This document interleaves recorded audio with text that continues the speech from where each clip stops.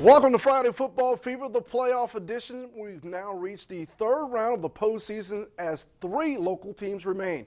Manatee, Charlotte, and the Out-of-Door Academy all trying to take that next step to get closer at a chance to play for a state championship. How did Mother Nature treat our boys on a wet and soggy night? It's time to break it down. Let's pump it up because Friday Football Fever starts now.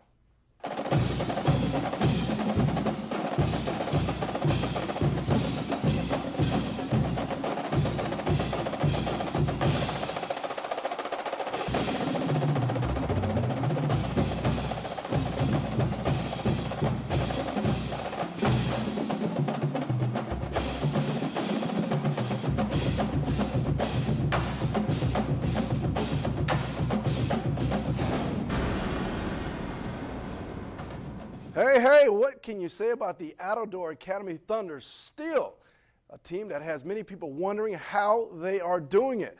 They're an 11-1 team that many never saw coming, and they continue to make history. First time in the playoffs, check, got a victory. Last week, more history was made when they knocked off Evangelical Christian in the regional finals.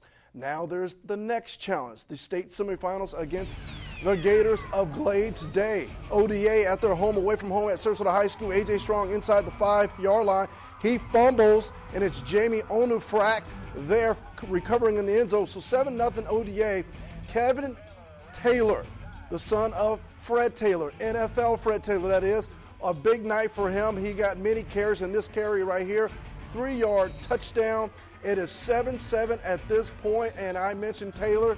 The Gators back with the football, and get used to it. It may sound like a broken record, but Taylor got the ball a lot tonight. 45 carries, 15 yards on this carry right there. And then Taylor, here he is, going to the left, goes in the house, 8-yard score. 5-touchdown night for Kelvin Taylor, 366 yards. It'll be 21-20 at the half, and you see the final, 48-20. ODA, great season, 11-2. Coach Timmons spoke after about defending Kelvin Taylor.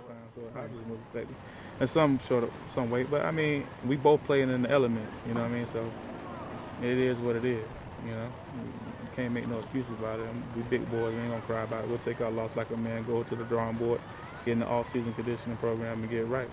And we'll be back next year. The Charlotte Tarpons have been rolling and rolled right into the regional finals tonight. The Tarps are duplicating the type of season they had last year. 11-1 then, 11-1 now. However, the big difference, the Tarpons came up short in last year's regional finals. So the question becomes, would history repeat itself or would the Tarpons change it? Let's head to Charlotte, where the Tarpons will be home this time around, taking on Armwood out of Tampa.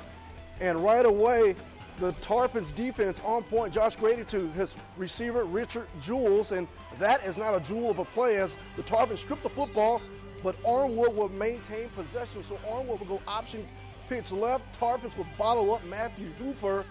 So Tarps defense looking solid. Scoreless game, second quarter. Here we go. Quarterback Kyle Midget. Oh, yeah.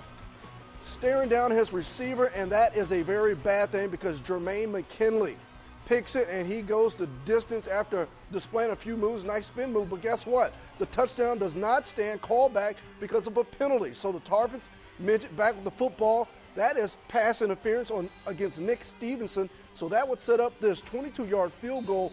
3-0 Tarpons at this point in the second quarter. But here comes Armwood. Soggy and wet conditions, but oh my, they go to the air. Josh Grady to Aaron King, 45-yard pitch and catch. It's 10-3 at the half, but Charlotte will put up a fight, but they would lose it 25-17, the final. Waldrop afterwards about losing the turnover battle.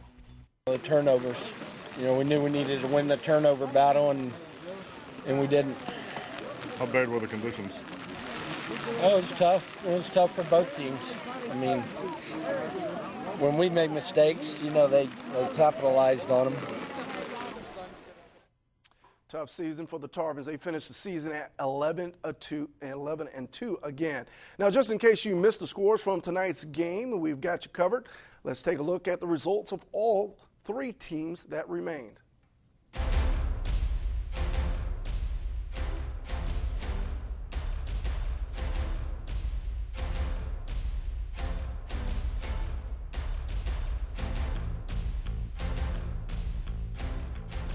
All right, Herald-Tribune sports writer Doug Fernandes joins me as he does every week. Doug, let's get right to it. We had 3 teams that remain.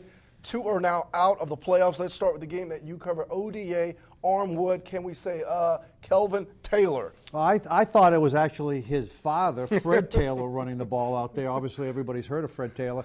You mentioned the stats earlier, 45 carries, 366 yards, and 5 touchdowns. Basically, if you take Kelvin Taylor and you put him on ODA, it's ODA moving on to the Citrus Bowl next week. That was the big difference in the game. I'll tell you what, the highlights showed it.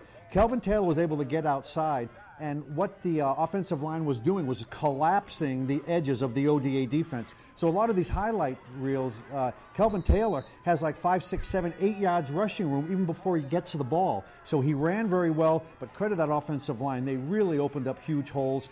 Last year, as an 8th grader, ran for 1,400 yards. Wow. The kid just turned 15 years old. Amazing, amazing performance. But a great season by ODA. Weather played a factor. There were many fumbles, exchanges from center. But give credit to Brett Timmons, did a great job there this year. Unbelievable season for the ODA Thunder. They would finish their season at 11-2. As we just heard from head coach Binky Waldrop from Charlotte, they lose again in the regional finals, but one team remains. The Manatee Hurricanes, they win over against Bayside 31-14. Talk about a performance that you got a head coach that knows how to get to state championships. You've been around head coach Joe Canaan several times. What do you assess of this win? It's the system. You know, we talked about this when we first started this beginning of the season, that they had Blakely, the running back. They had Breon Carnes, the quarterback, dual threat. But they also had a great defense that knew what it was doing. And, of course, you have Joe Canaan. You can't say enough about Joe Canaan. The play has changed. The scheme remains the same. The coaching staff remains the same. And so does the success rate. But now St. Thomas Aquinas comes up here from the Lauderdale area. And they've had experience with some schools in the area. We've had schools go down there, lose in the state semifinals. That's a big trip. So luckily for Manatee, they have to come up here. George Smith, great legacy down there. Michael Irvin went to school down there. There's a pipeline with a lot of Miami Hurricanes. A lot of their kids and grandkids go to school there. So even though it's up in Manatee, this is going to be a tremendous, tremendous challenge for Joe Canaan. And really, he's upholding the area. Every other school has been eliminated. And this is video of last week's game that Manatee played against St. Pete. Mike Blakely, you mentioned him, 19 carries, 148 yards tonight, and tonight's win, 31-14. Talk about the psyche of a game like this. You got St. Thomas Aquinas, given their history, coming up here. Is there a shot? I think it's a very legitimate shot, only because Joe Canaan has been in this situation before with other players. He'll get his team ready, but it just comes down to a lot of the games we saw today. Turnovers. It was bad weather. Charlotte lost. If they keep the ball clean, Manatee has a chance. All right, there you have it right there. Manatee and St. Thomas Aquinas over at Manatee High School. He's Doug Fernandes. I'm Antawan Smith. Thanks for tuning in. We've got more news and weather coming up after the break.